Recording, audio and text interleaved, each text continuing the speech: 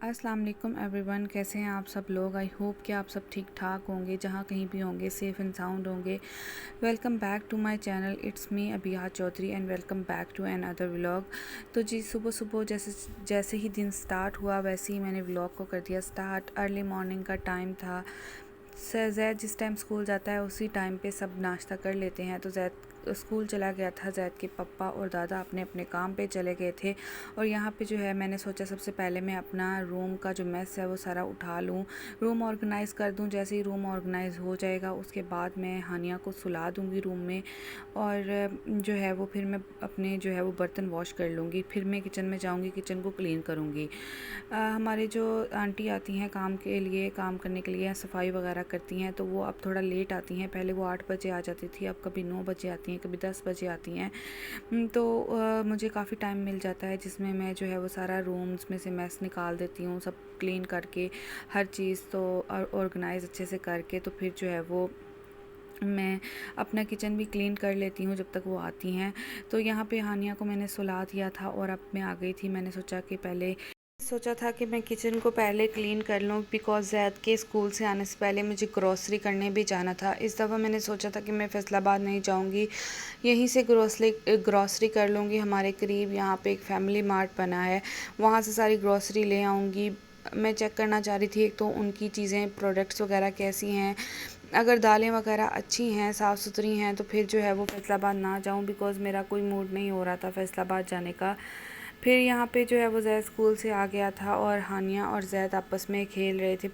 ज़ैद हानिया को अपनी तरफ से तो प्यार करता है, लेकिन उसका प्यार इतना हार्ड है, इतना हार्श हार्श वाला प्यार है कि वो ये देख सकते हैं आपके उसने एकदम में उठी हूँ, उसने हानिया की टांगें पकड़ के उसके फेस के साथ लगा दी थी। तो मतलब बहुत ही ज़्यादा मतलब सख्त किस्म का प्यार करता है हानिया को, तो जिसकी वजह से हानिया बहुत ज़्यादा फेड अप होती है, वो चीखें मारना शुरू हो जाती है और फिर मुझे हानिया को पकड़ना पड़ता है।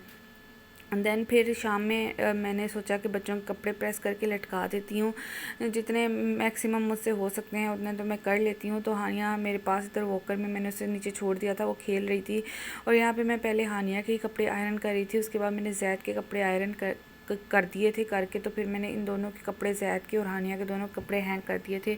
अभी रज़ा के कपड़े रह गए थे, मेरे अपने कपड़े हैंग हुए होते हैं, सिर्फ वो वाले हैंग करती हूँ आयरन करके जो मुझे कहीं बाहर अंदर निकलने के लिए जिनकी ज़रूरत होती है, और जो मुझे आम नॉर्मली घर में पहनने होते हैं वो मैं साथ के साथ ही उन्हें मैं प्रेस कर लेती हूँ, आयरन कर लेती हूँ। और जब मुझे चेंज करना होता है हानिया के मैं प्रेस करके इसलिए हैंग कर देती होती हूँ बिकॉज़ सम टाइम ऐसा होता है कि बच्चे के फ़ौरन आपको कपड़े चेंज करने पड़ते हैं और जो है वो घर में कोई भी मौजूद नहीं होता जो बच्चे को पकड़े तो आप कपड़े आयरन कर लें। तो मैं कोशिश करती होती हूँ कि मैं हानिया के कपड़े आयरन करके लटका दूँ, ज़ैद के भी, ताकि जब बच्चों को चेंज करवाना हो तो मुझे किसी किस्म की कोई प्रॉब्लम ना हो, क्योंकि घर में मेरे अलावा और कोई मौजूद नहीं होता। तो ज़ैद हानिया को फिर बहुत ज़्यादा तंग करता है, जिस वजह से जो है वो काम करना बहुत मुश्किल हो जाता है।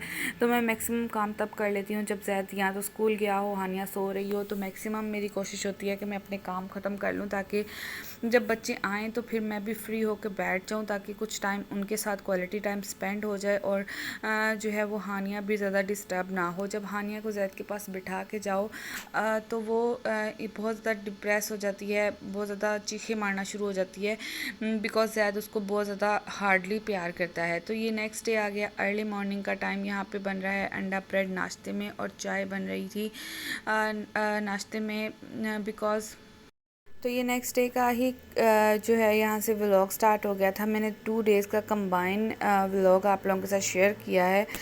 बस यहाँ पे नाश्ता बन रहा था, मैं अपने लिए नाश्ता बना रही थी और चाय बना रही थी, मतलब थोड़ी ज़्यादा। अपने आंटी जो हमारे घर आती हैं सफाई वगैरह करने, उन्होंने मशीन लगाई हुई थी, वो कपड़े वॉश कर रही थी। तो वो नाश्ता वगैरह तो नहीं करती होती, कभी कर लेती हैं कभी नहीं करती। तो ये है कि चाय वो ज़रूर पीती हैं। तो फिर मैंने अपने लिए और उनके लिए चाय बना ली थी। वो जो है वो कपड़े वॉश करी थी। इसके बाद आगे मैं आप लोगों के साथ ग्रॉसरी शेयर करूंगी जो कि मैं कल लेके आई थी। उसे मैंने कल ही शूट कर लिया था, लेकिन अब ऐसा है कि क्लिप मुझसे आगे पीछे हो गया है बिकॉज़ ग्रॉसरी वाला क्लिप पहले आना था और ये वाला बाद में आना था। तो जी हानिया का एक लिया है मैंने फीडर, उसके अलावा लिया है एक चॉकलेट सैंडविच बिस्किट्स का डब्बा बिस्किट ये है कि घर में अवेलेबल हों, कभी बंदे का चाय के साथ खाने को दिल कर जाता है या सम टाइम कोई गेस्ट आ जाता है, तो जो है वो घर में कोई ना कोई चीज़ अवेलेबल होनी चाहिए। ज़ैद के लिए चोकोज़ लिए थे और एक नूडल डूडल का पैकेट लिया था। कनौर के नूडल्स नहीं थे इसलिए मैं फिर ज़्यादा नूडल्स नहीं लेके आई। एक टपाल दानेदार का पैक लिया था हाफ़ केजी वाला। उसके अलावा मैंने लिए हैं सफ़ेद चने।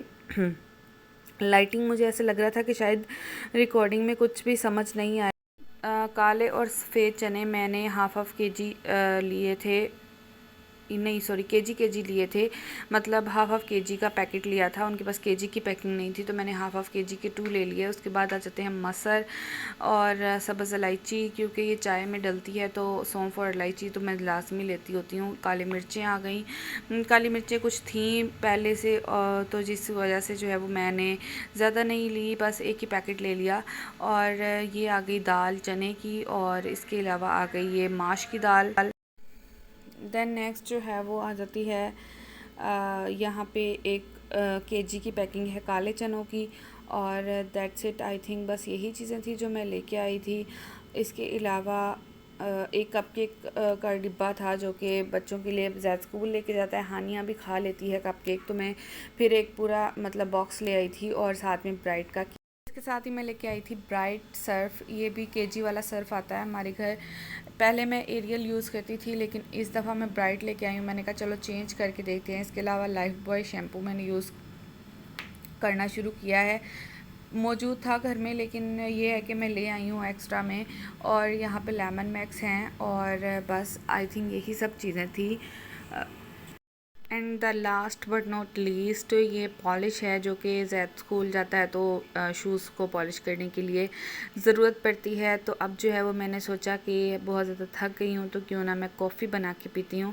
ये 3 in 1 जो कॉफ़ी होती है, यू नो कि इसमें ऑलरेडी सारा कुछ होता है। शुगर भी होती है, मिल्क भी होता है, एंड कॉफ़ी पाउडर भी होता है। आपको जस्ट बॉइलिंग वाटर में इसको डालना होता है, एंड दैट्स इट। 180 ml आपने जो है वो पानी लेना है। मेरे पास यहाँ पे जो कप है वो राउंड अबाउट 200 ml है, तो थोड़ा सा उसमें हम कम लेंगे। वाटर बॉयल हो रहा है क्योंकि मैं घर में, जैसे कि आपको पता है, मैं बॉइल्ड वाटर ही यूज़ करती हूँ। तो यहाँ पे मैं थोड़ा सा कम, पूरा कप भरूँगी नहीं लेकिन थोड़ा सा कम डालूँगी, बिकॉज़ 180 ml चाहिए।